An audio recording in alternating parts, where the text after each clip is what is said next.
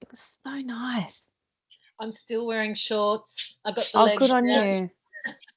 Yeah, I've got a T-shirt on. I live in hope that there is more T-shirt weather coming. I love it. No aircon, didn't need aircon overnight or anything. Lovely. It's that funny time of the year for anyone who's got kids too, particularly really active ones, where they come home all sweaty and gross because they've been running around in winter uniforms. And so they're all desperate to wait until summer uniform kicks in. Oh, Crystal, that's fine. Take care of you, love. Tap out if you need to at any time. Actually, I'm going to do a little chat about tonight's content. It might actually be a good idea for you to watch this tomorrow. I'll leave it in your hands. I'll cover the agenda, but if you need to not watch this while you're in hospital with a little fella, then, or a little person, that's fine. And that's totally fine, Michaela. Oh gosh, everyone's got allergy. There's heaps of stuff going around at the moment too. Change in weather. Oh, I don't know. Okay, well, for those people that are not very well, don't feel like you need to stay until 9 o'clock on a Wednesday night and watch this. All right, little acknowledgement. I found this online. It's a beautiful picture. The more I look at it, the more I see, actually. So a little acknowledgement of the lovely Darug country that I live and work on, and to pay respects to elders past, present and emerging, and extend that to any Aboriginal and Torres Strait Islander students we've got. P.S. Little plug. The Bachelor of Community Services and the Diploma Trauma Informed Practice have the highest Aboriginal Torres Strait Islander uptake of any course in higher ed in TAFE. So, woo, go us. That's really exciting. Okay, no problems. I'll leave it with you, Crystal. Okay, before we kick into tonight's conversation, small clarification about a very large brain fart that I might have had in the orientation session. I'm sure it was the orientation session, when I was showing people around the Moodle and in the subject guide, there's a large chance I went into a subject guide that was not yours. And so I was piping up going, oh yeah, you've got these forum posts and this is your assignment. And they were wrong. A student kindly flagged with me last week that I had an absolute pork chop moment and took you through a different subject guide. So I'm sorry profusely for any confusion that's caused anybody. And just wanted to reiterate, these are the assessment events for the subject. They're in your subject guide. You'll only be confused if you were an astute student and watched my orientation video. So hopefully I have not caused any distress. If by any chance someone got confused and needs an extension on the basis of that, let me know. Okay, now that we've gotten over that, tonight's agenda. So tonight, I just wanted to give us a little moment. Doug, did you have something to say before I jump into this? No, sorry, Carly. No, I'm just getting comfortable. That's okay. I just saw you unmute. Sometimes just tell me to shut up if you need to interrupt me. Otherwise, I'll just keep going. I just want to take a minute just to flag tonight's content. Obviously, it's based on this week's material. So if you've been poking around the Moodle, you'll already know that this week is likely to have an impact on some of you, just given the amount of vulnerable demographics that we're talking about. So I just wanted to reiterate, the TAFE counsellor is available to you at any time. It's a unit. The phone number is 131601. I'm going to put it in here. I put it in the little weekly intro video as well. 601. Just in case any of you need it. And also to reiterate the support units that sit within TAFE. So the Aboriginal unit and the Disability Support Unit.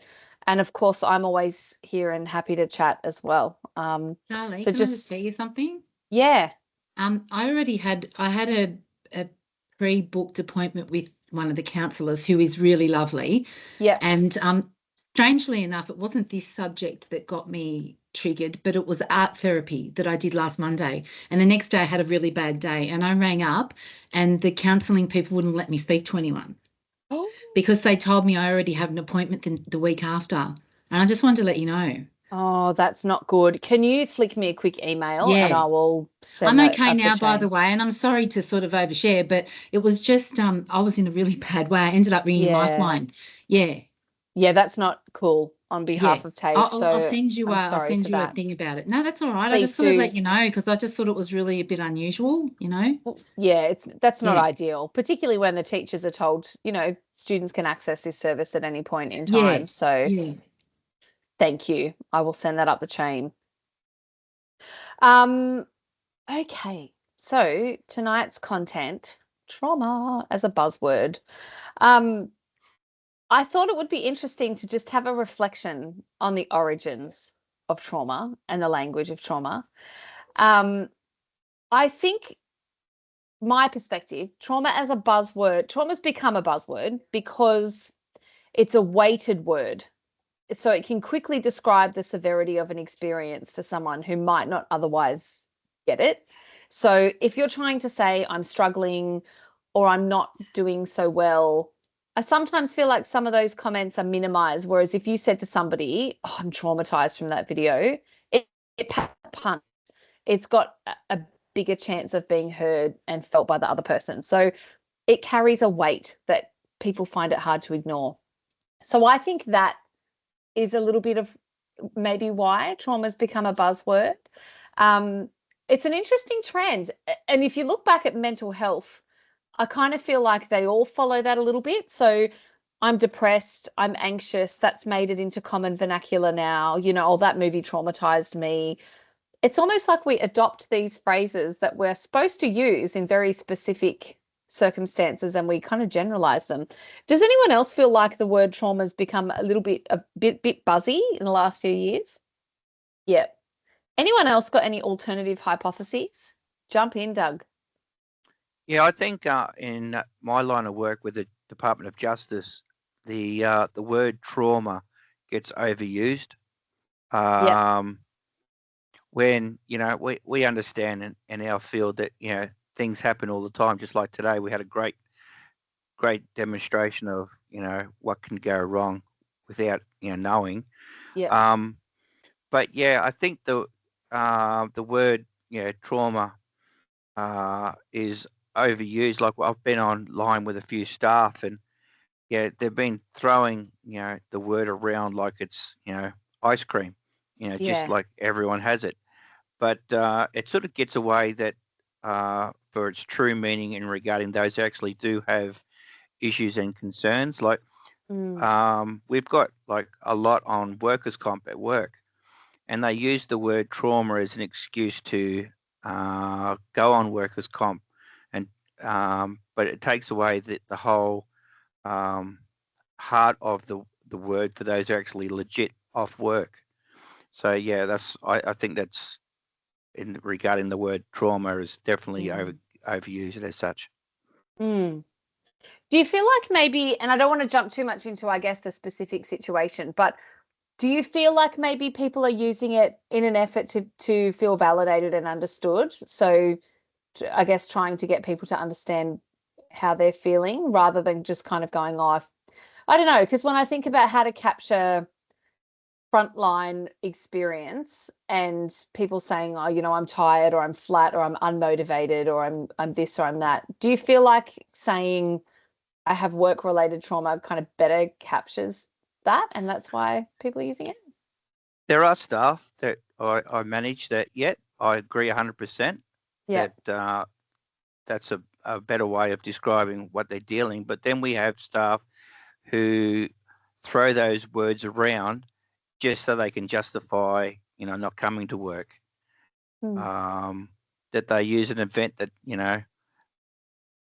that happened just so they can actually say, oh, this happened, so I'm not coming to work anymore, when they were looking at a justification to get off work in the first place. So I might be sort of a bit different to everyone else because of the department I work with. But yeah, we do have that word thrown around a lot more than what actually it should be used for. Yeah, I feel like I'm seeing it more, and maybe it's one of those things, when you get a flat tire, and it's always at the worst possible time. So then you've got to go find tire places. And so for the next 6 months, you're like, oh, there's a tire place, and there was a tire place, and you start seeing it everywhere. I feel like maybe I'm semi-consciously looking for it now in the media and things, but I think it's popping up. I'm seeing it pop up more in the media, in social media and videos. I'm not on TikTok, but I get lots of people screenshotting and sending me things from TikTok. I think the pandemic's probably had a lot to do with this. Bessel van der Kolk's big book, The Body Keeps a Score, which was written decades ago, got to the top of the bestseller list in February 21, which is really interesting. He must have been loving it. But it is an awesome book. It's well worth a read. And if you're not a reader, he's quite an engaging speaker to listen to on YouTube. There's heaps of stuff of his. You can get it on both Audible as well. So Yeah. I've got it on both at the moment. So it's good reading at work. So Yeah. Yeah. But yeah, it's interesting that out of nowhere again, many years later, it rocketed up to number one. So perhaps symbolic of how people were feeling when the pandemic first kind of hit, and all of the time that we suddenly had to read books again. There is a podcast that has a search engine attached to it, which is called The Listen. And it's got, I guess it collects the hashtags and things, or the lists of names of podcasts. It's now recognized that there are over 5,500 podcasts with trauma in the title, which is really interesting. There's some data that's been collated on like TV shows, so things like Grey's Anatomy. Yellow Jackets was one that was on Netflix, bizarre TV show. There were a few shows where characters were, I think, a little bit more open about being haunted by, situations in the past or things that had happened to them. Whereas Once Upon a Time, I don't think it would have been so open or in a main character. And when I was reflecting on it, I thought, well, there's always been a bit of fascination about traumatic material. I'm a true crime buff, and a lot of my friends are true. That's what it is, really. It's watching, the graphic nature of things play out. I think you see it when something happens catastrophically in the world, and the media will pull out any small detail out of a situation. They'll take a word that somebody said, they'll take an outfit someone was wearing, any tiny little thing, and they'll report on it like multiple times a day, sometimes 5-6 times an hour. And the algorithms in social media now being able to gather all of that incredible amount of data is really interesting. So whereas once upon a time you would only be able to go off how many newspapers were sold, for example, now you can gather data on something like how many times has this article been clicked, liked, shared, how long did you read the article for before you X'd out of it. All of that data has probably taught us that we're far more interested in material that can be traumatizing than we realized. There's also a whole bunch of TikTok hashtags now that people are tracking. So things like trauma dump and trauma dumping, where people are doing little story time retellings. Those two particular hashtags have had over 31 million views, probably heaps more since I collected this data. Hashtag trauma, 6.2 billion. And so I think when we look through the lens, and we'll talk about this a little bit later in the term, but when we look through the lens of Western society's tendency to medicalize someone's experience and pathologize someone's experience, so, you've got PTSD, you've got this, you've got that, it leads to, I think, really difficult feelings and situations being defined as traumatic when they may well not be. So in terms of trauma terminology, it really kind of kicked off with van der Kolk. For people that haven't read his book and don't know, he was working with Vietnam vets in the late 70s.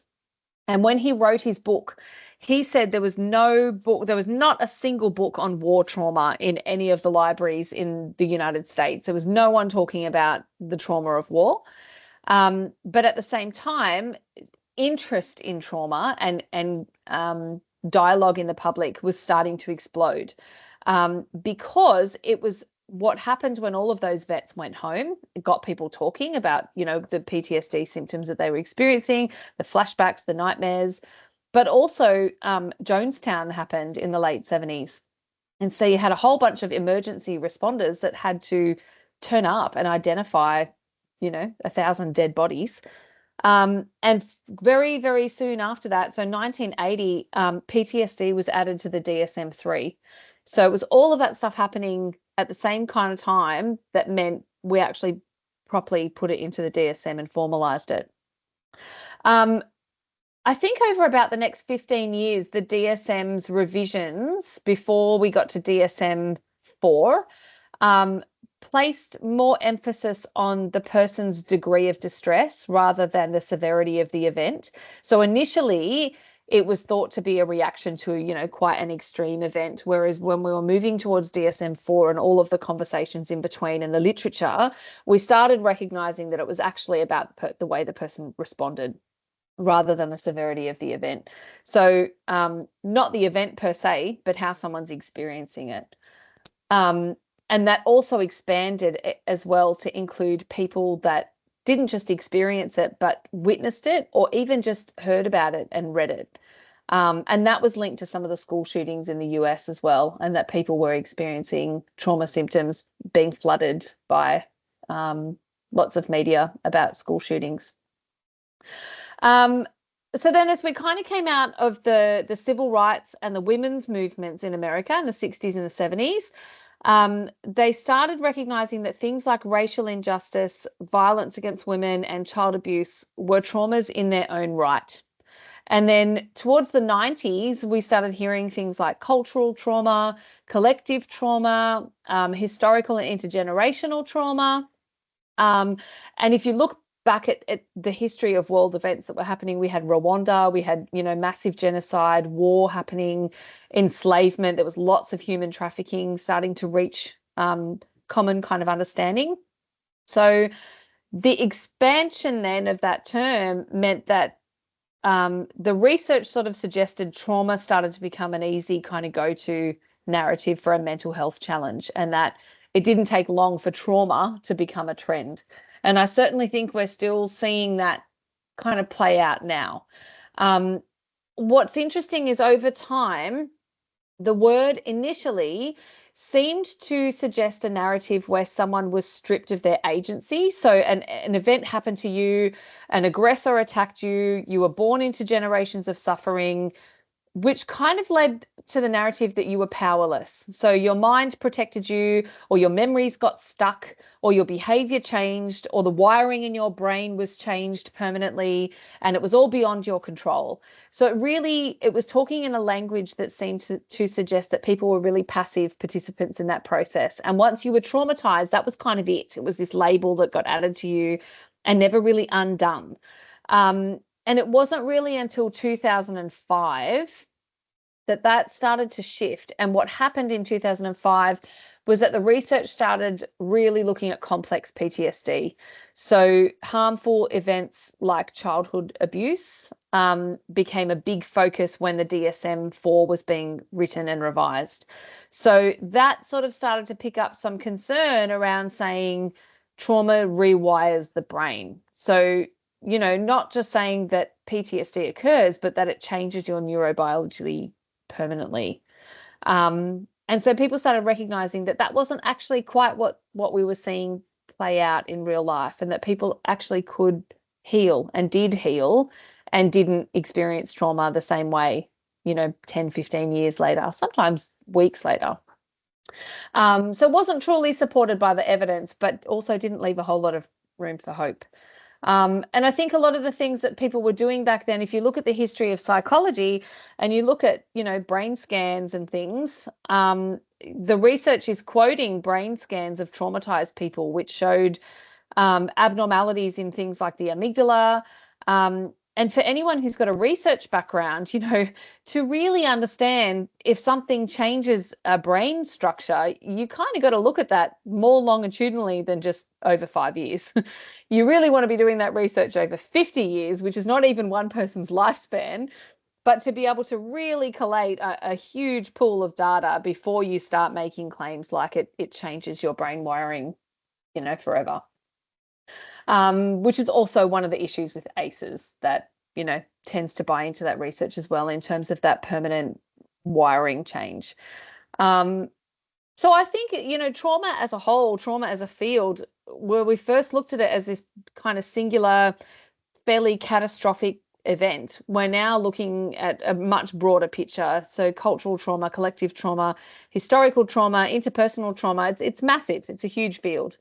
And I think that's part of the reason why we don't have sometimes a nice framework to work off across sectors, I mean, we go off the Blue Knot framework, but over in America, there's different pillars, and it's difficult trying to navigate as a field, I think, to get some definitions and some clarity.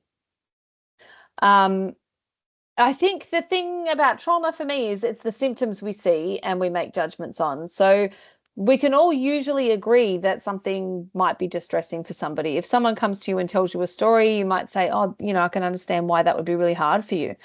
But when we look at some symptoms of complex trauma, like the way that fawning might present, so workaholism, fawning to the boss and capitulating to what people above us or the hierarchy expects, otherwise kind of known as people pleasing as well. That's something that's culturally embraced and rewarded. Workaholics kind of progress up the line, don't they? They get promotions, it's rewarded, it's celebrated that you're a hard worker. But if you look at other types of symptoms, like an addiction to an illicit substance, then there's huge stigma attached to that, and it's criminalized. If we look at the prison system and the statistics around head injuries, and particularly frontal lobe injury in male prisoner, which, Doug, this is your space, significant. And if we look at experiences of sexual and domestic violence in the women's population, it's extreme numbers. So you're basically looking at an entire population that's carrying some type of complex trauma. I think it would probably be the exception to the rule that somebody incarcerated doesn't have a trauma in their background, and a significant one. And so then what do you see in those populations? We see aggression, we see violence, we see significant low mood, we see isolation and loneliness and sexual violence. So we see all of those maladaptive coping mechanisms happening. And the other thing that's worth noting in terms of this is recognizing that our First Nations community are incarcerated at almost 10 times the rate of our non-Indigenous Australians, which compounds trauma. We've got, record numbers of Aboriginal children and young people in the out-of-home care sector and being removed from their parents, layer upon layer upon layer of trauma there. I don't like the concept of hurt people hurt people. I think it is a bit of a catchphrase that goes alongside trauma. I think it's a very binary way of thinking. It doesn't offer a lot in the way of hope. It also doesn't take into account the growth and the learning and the strengths-based kind of place that I like to sit in terms of trauma-informed care. The other place I don't really like in terms of language with trauma is the whole victims and perpetrators thing.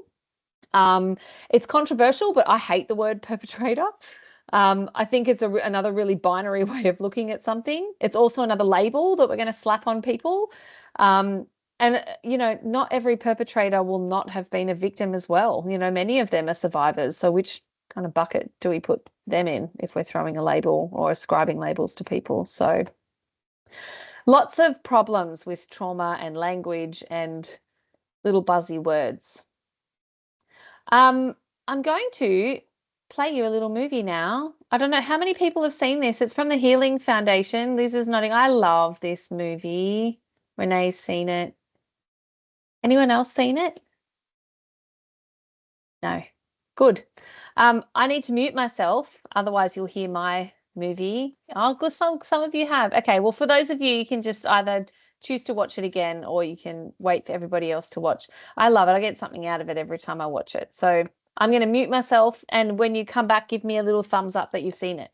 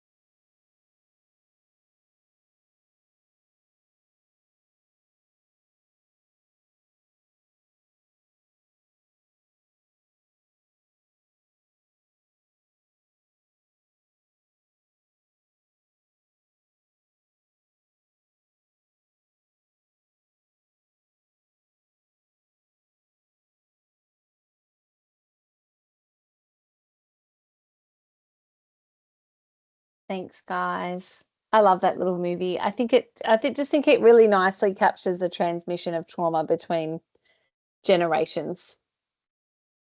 Gabor Mate also has a really nice little video on generational trauma. I'm going to put it in the chat for you. We won't watch it now, but you can feel free to save that. Okay, Royal Commission. So, anyone familiar with the Royal Commission stuff? Anyone done any reading on it or no? So, Royal Commission came about as an extension to the Bringing Them Home report, which was the national inquiry into the separation of Aboriginal and Torres Strait Islander children from their families. That report outlined a number of allegations of institutional sexual abuse of Aboriginal and Torres Strait Islander children. So Prime Minister Julia Gillard in November 2012 announced the establishment of the Royal Commission. It is an incredible document to read. It's, you'd have to read the case summaries basically because it's a tome of a report that's 13 sections, I think it is, and they're all about this batch. But Justice Peter McClellan oversaw that Royal Commission and handed over his report to the Governor-General. It ran for 5 years. It was a very long inquiry. I think there were 444 days of public hearings. Massive amount of religious and non-government organisations took part in that. And lots of survivors, when you listen to the survivor stories and the little vignettes that are in the report, lots of people carrying a worry that they would then go on to become perpetrators themselves of sexual abuse. So lots of narratives that talk about common kind of myths, I think, that are out in society. We know from research that the vast majority of people who've experienced or been subjected to sexual abuse absolutely do not go on to commit sexual offences in adulthood. So lots of kind of myths that were out there floating around that became worries that people held and people carried. Huge amount of weaponization that occurred. Lots of people obviously held positions of leadership and power and authority, and that was used as a tool to silence people. It's heavy reading. There's also a book. Oh, it's on my shelf. It came out this year. It was about the fairly prolific sexual abuse that was happening in the Anglican Church. That's a very good read too for anybody who's particularly interested in it. I'll have a look at the end. I'll grab it off my bookcase and give the title to people. But based a lot on this Royal Commission.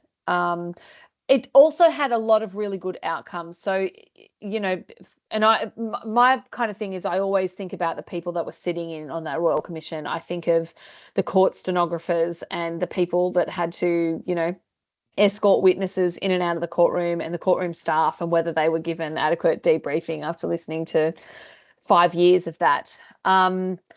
Some of the stuff that came out of this was that all foster care, all relative kinship carers, all residential care staff now have to have a national police check and a working with children check. Pretty crazy to think that 12 years ago that didn't exist.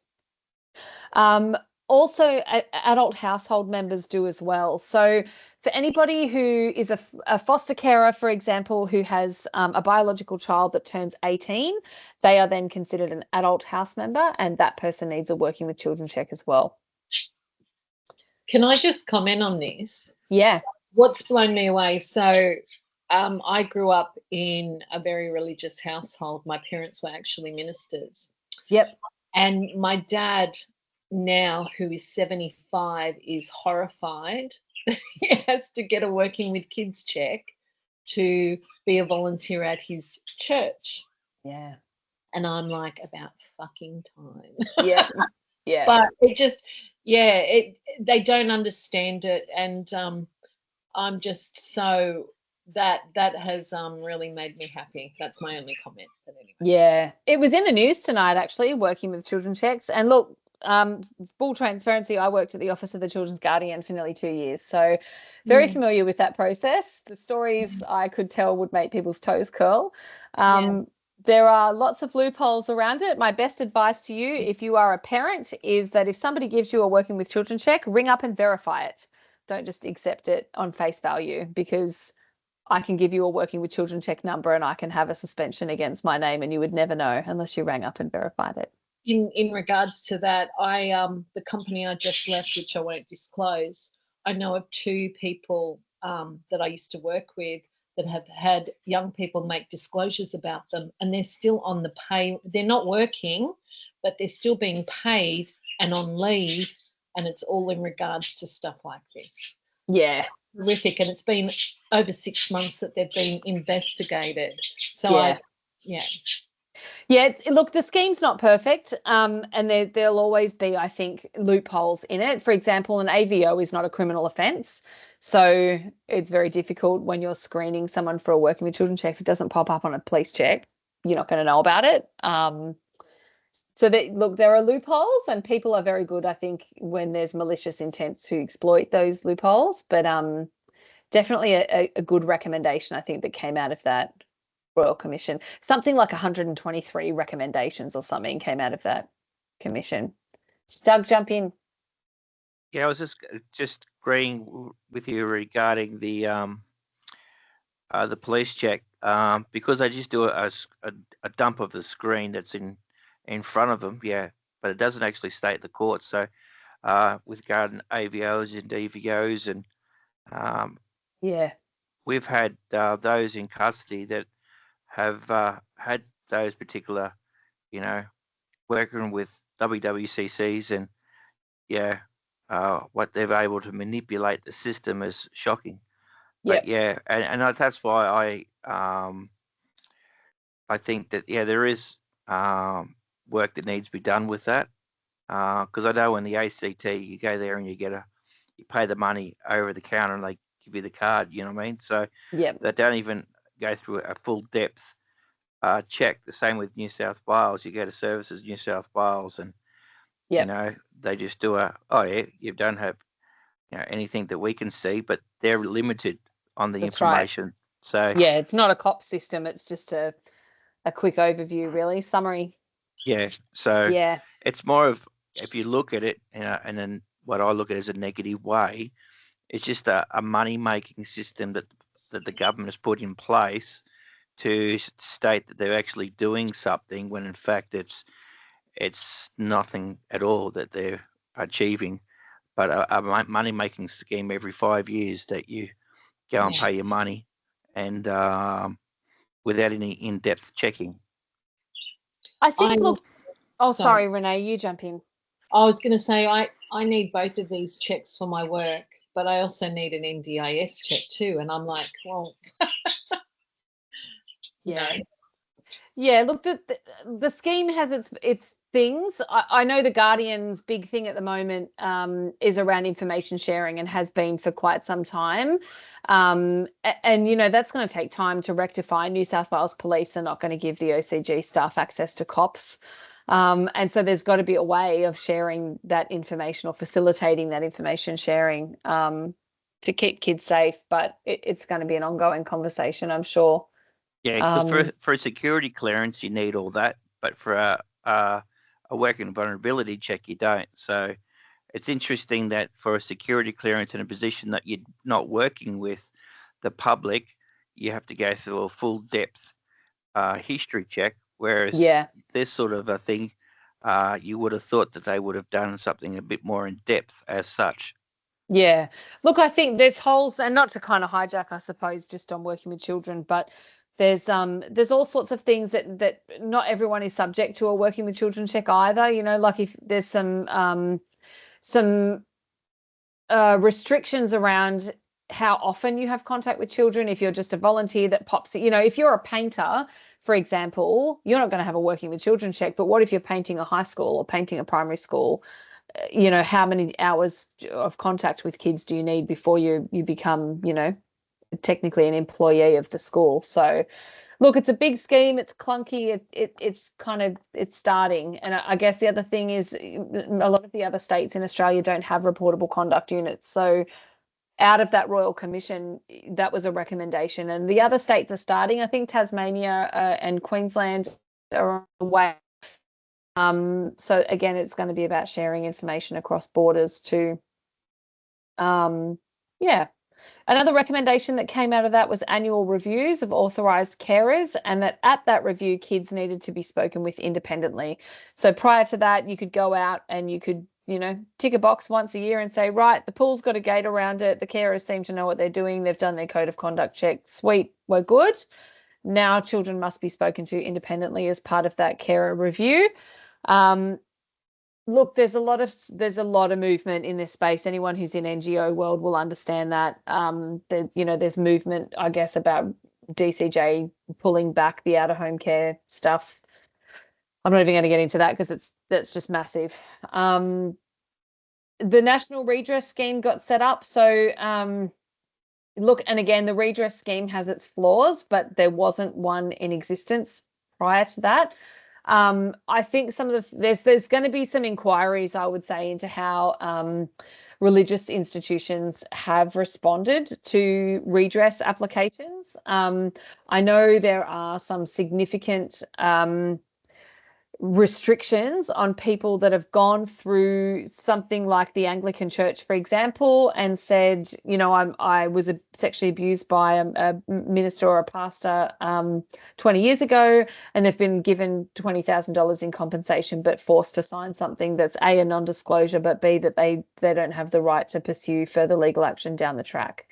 And I think the ethics around that, you could speak for a whole semester on, that people are caught in a vulnerable position, and that offering somebody who's got a history and a background of trauma, often mental health, often substance abuse, often multiple suicide attempts, struggling to get their life back together, and giving them $20,000 check can be enticing at the moment.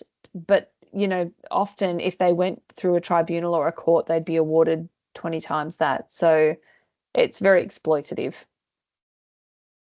And then a big funding push for harmful sexual behaviour intervention. So we see a lot of that rolling out now. For anybody who's in that field, New South Wales Health do a lot of training on harmful sexual behaviour. We've started understanding sibling sexual abuse, and that the statistics around that are actually really significant, and often occurring in the context of family violence. So I think that kicked off some really good initiatives, some really good balls that are bouncing out in the field that weren't prior to that.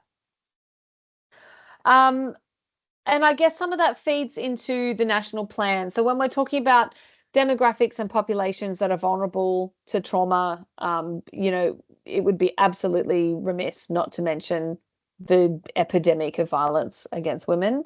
There is now a state plan against sexual violence as well. You can get on and read the New South Wales state plan around sexual violence and domestic violence.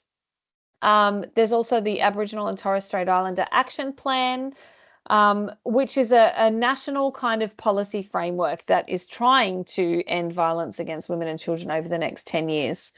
We won't hold our breath. I guess what the overarching aims are is to try and advance gender equality and address the drivers of gender-based violence, which we know are, attitudes that endorse violence against women and victim-blaming attitudes. They're working to try and improve the national evidence base. So what they're trying to do is a whole bunch of research around terminology and evaluation frameworks of how successful things like men's behaviour programs are. They're also trying to build the capacity of services and systems that work with victim survivors, and funneling kind of funding into those. They're working in partnership with Aboriginal community and mob to try and ensure that policies and services are culturally competent. Look, I think it's very, very, very ambitious to say that this plan is going to eradicate it in 10 years. I think when you don't even have a men's behaviour change group that's targeted at Aboriginal and Torres Strait Islander people, that's run by a culturally appropriate male, how do you even begin to eradicate this stuff? At least it's on the table and at least we're talking about it. I don't think there's anywhere near enough money being funneled into early intervention and, improving access, I suppose, to housing for women and children experiencing violence, including those that are living in institutional settings, and supporting women to stay in their own homes where they can. So the Aboriginal Torres Strait Islander Action Plan was developed in recognition of the very, very disproportionately high rates of family, domestic and sexual violence that are experienced by Aboriginal women.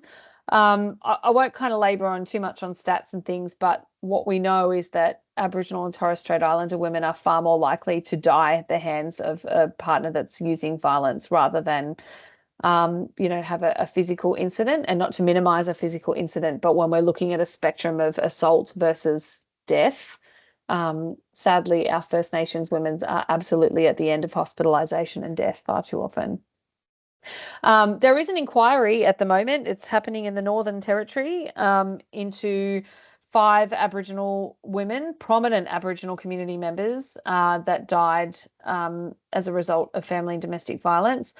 Dr. Shay Brown is an excellent woman to follow if you're on LinkedIn. She's a brilliant scholar and talks a lot about, the cultural aspect of how we manage this, particularly though in rural and isolated communities. Chris, it's heavy stuff, hey? And I know it's never going to be a light topic, but sometimes when you read stories of women that spent their lives working to make communities safer and sometimes went home and were subjected to violence themselves, it just breaks your heart. So that inquiry will be very devastating, but hopefully it means that some funding is sent the way of the Northern Territory, because I know that it's probably the least funded state at the moment. And by extension, we have to recognise sexual violence as a separate experience of violence. So this little video, I think, goes for about 3.5 minutes. I'll do what I normally do and mute myself. And if you can just give me a little thumbs up when you've watched it, that'd be great.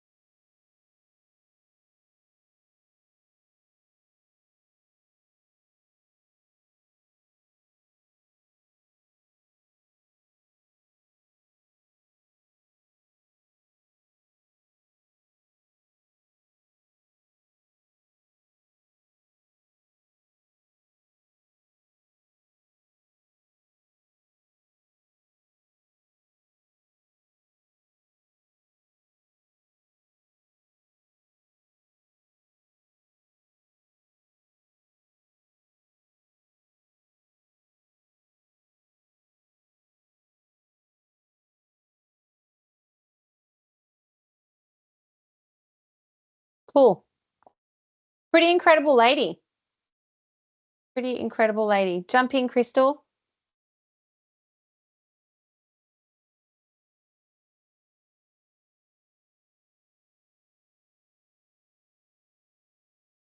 You're right. You got your hand up. You might be trying to get mute. Oh, that's all right. No worries. Yeah, Tarana Burke. So she was an advocate for women in New York and coined that phrase in 2006.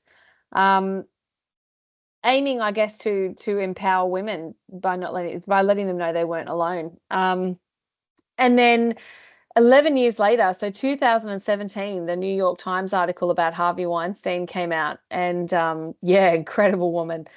And Ashley Judd and Rose McGowan were the two women that were really vocal, fearlessly about Harvey Weinstein and started that movement. And as we know, he's now been sentenced for 23 years for being a serial rapist.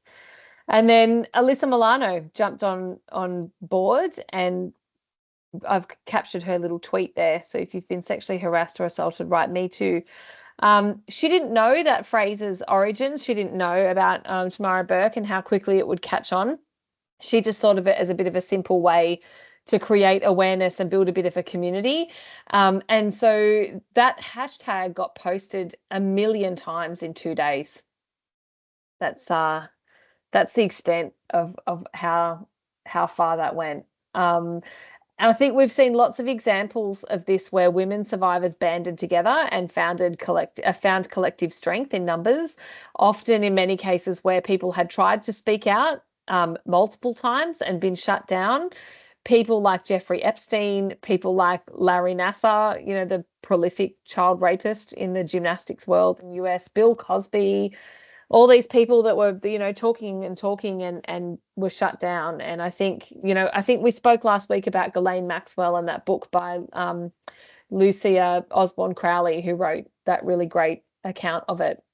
R. Kelly, got a lot of traction about that after that movement. So all of these wonderful things that it's promoted, I think, in terms of changes, like in exposing belief systems and updating policies and laws and, making sure that the need for formal anti-harassment policies and things were enacted. So we're still seeing shifts in policy and procedure kind of coming through in Australia now.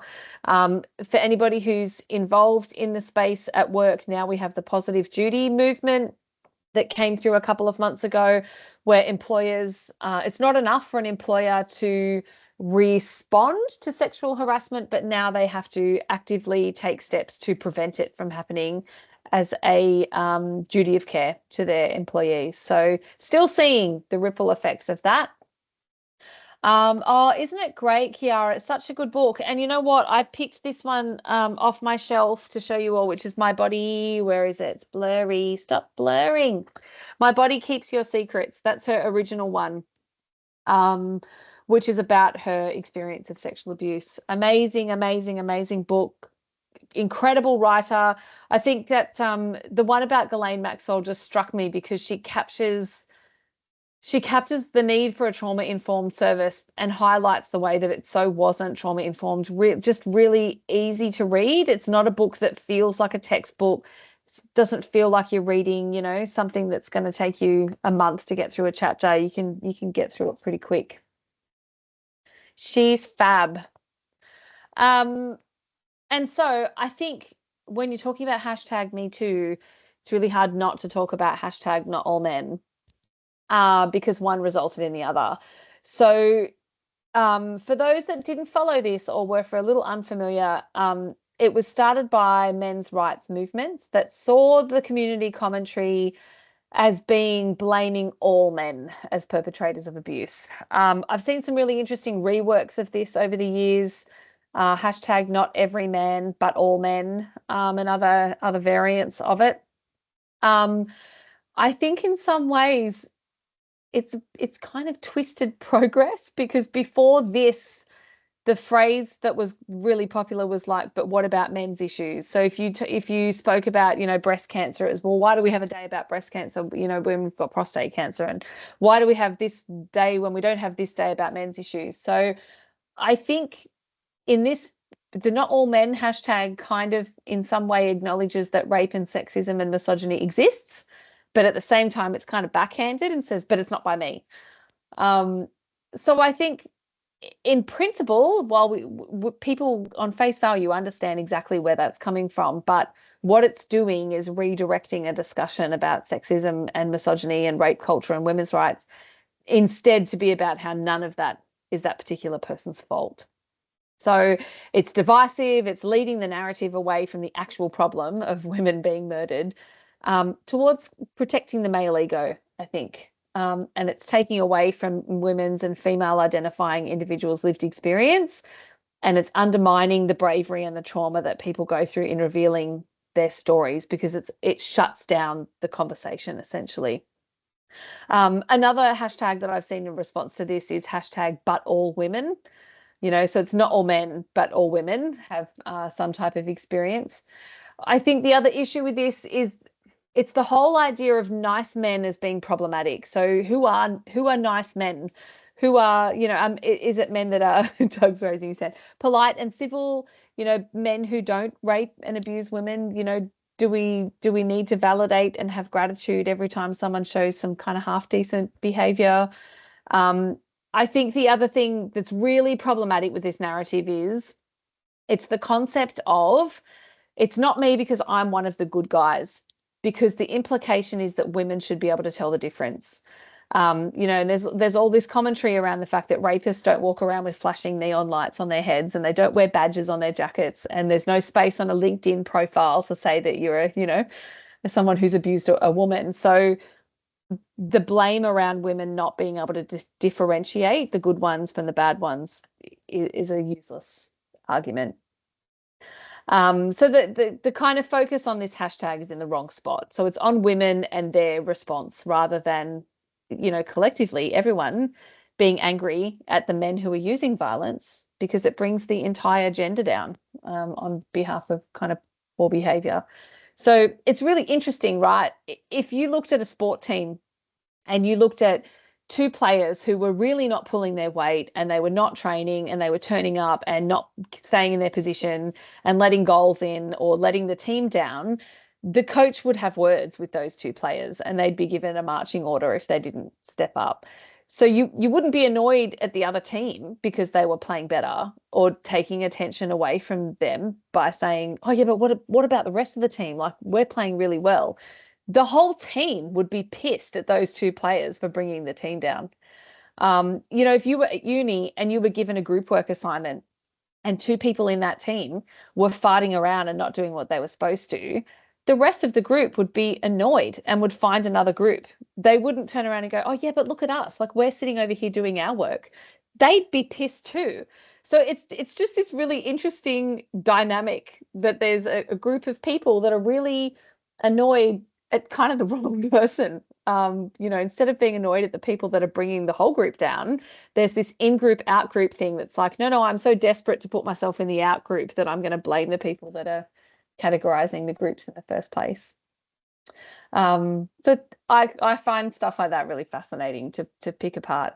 I think that underlying this is just a need to control women's voices, right? It's tone policing women that are talking about a topic that redirects power and control, rather than being angry at the part of the group that's giving the whole group the bad name to begin with. And look, it's 8:58. Okay, I've got to whip through this one. The legal and justice system is really interesting, right? Justice is a really interesting word. It's a system that really should be trauma informed, but we often see it not being so. So when I look at this stuff, I think about the trend that we've seen as DV being a singular event, so an episode of physical violence, rather than the series of events that are designed to threaten and intimidate and undermine, and the physical violence being the end result. I think we look at the way violence can be manipulated in a narrative. So I worked on a matter, too many actually, where following a fairly horrible physical assault, the woman fled the home, to keep herself safe, and the man called the police, which was an effort to get in first and skew the narrative about what had happened, and saying that she was the one that had started the argument, and it actually meant that she was the one who was charged in the end. Not uncommon. I've worked with women who fled violence from their partners that are police officers, court officials, high-ranking public figures, Brittany Higgins. We see this stuff all the time, that systems are used to discredit and manipulate. The other thing is like the legal system don't have a lot of training in trauma-informed care. The courtroom environment is not trauma-informed, particularly in cases involving sexual assault and domestic violence, where you got to sit in the same room as somebody, often meters away, while they stare at you and rehash really intimate details of very invasive assaults. I think the adversarial nature of the courtroom and the fact that you can then be cross-examined, by very aggressive questioning more often than not. There's no support services. You might have someone who's volunteering, God love them, out in the hallway, but that doesn't help at the time that you've got to go through that. So, and legal professionals, we've got to acknowledge that police and lawyers and judges are not well trained in this stuff. They don't understand sometimes the dynamics of things that go on underneath. And, the system in itself, the fact that there's very, very delayed processes sometimes where people have to wait years and years. Saxon Mullins often tells, she was a lady she was a girl at the time, I think she was 19, out in the city in Sydney, and was raped just outside a club. There's a remarkable Four Corners documentary on her. I think it's called I Am That Girl. Very good watching. She's an amazing advocate now and public speaker. God love her. She's brave and incredible. But she talks about how, it took a year and a half, 2 years to get through the system, and how brutal that was to finally get to a point where you're kind of getting past it, and then you've got to go back and rehash it all again. Courtroom, the whole system is not trauma informed, and I'm not an expert and I don't know how to make it so, but I think there's certainly some steps that we can start with in terms of training and getting people to, to think in a different way. And I guess the flip side of that too is that it's not uncommon to see the people that work in those industries exposed to all sorts of traumatic material either. There is a very good episode of Insight by Jenny Brockie. It was a few years ago now. I can't remember if I told you guys about it earlier in the semester. Yeah, I did. Yeah. And those legal professionals talk a lot about, vicarious trauma and that kind of stuff. So not an industry that's at all up to pace with trauma-informed responses and how that stuff can manifest with people. It's 9:02. I've stretched the friendship by 2 minutes. I'm going to hang around to see if anyone wants to have a little chat after the content. Otherwise, if you are done and ready to go to bed with a cup of tea, thank you for logging in. God love you, Crystal. I hope your daughter's all right. Poor little chook. Yeah, Liz, you too. Take care, everyone. Look after yourselves, hey? Thanks for logging in. Thank you for everything. And thank you, whoever wrote me that message. I'm trying to keep up with it all. Yeah, they all Crystal, thank you. That's really lovely. See you later. Thanks for your feedback about the counsellor too. I'm going to send that up the line. Yeah, do you want me to just send you a just a dot point, nothing. I was a bit shocked, to be honest. Yeah, me too. That's not okay. No, I was really surprised. Yeah, okay. Yeah. I'll send you an email. Thanks, love. Thank you. See you.